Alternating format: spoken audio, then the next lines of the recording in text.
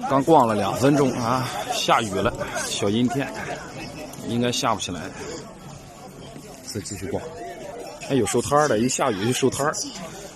这有纸质的东西的就必须得收摊了，有的东西不怕水。下雨了，下雨了，下雨了，下雨了，都收了。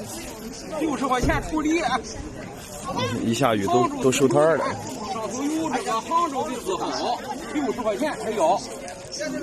老北面正品丝绸，杭州的60块钱，有要的吗？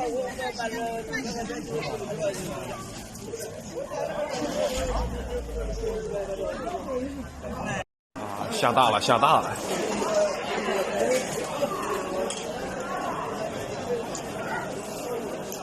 这家伙相当于扑了个空啊！下大了，这就都得跑了。你看这一个下雨能看出一个事儿来，就是卖真东西的啊，卖真东西的都快点收摊，害怕东西淋坏了。卖工艺品的无所谓是吧？淋呗，随便淋。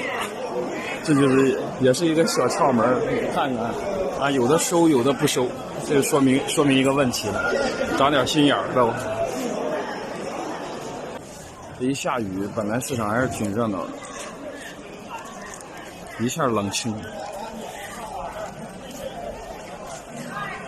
有真有假，这才热闹。全是真的就没热闹了，就跟商品街一样的。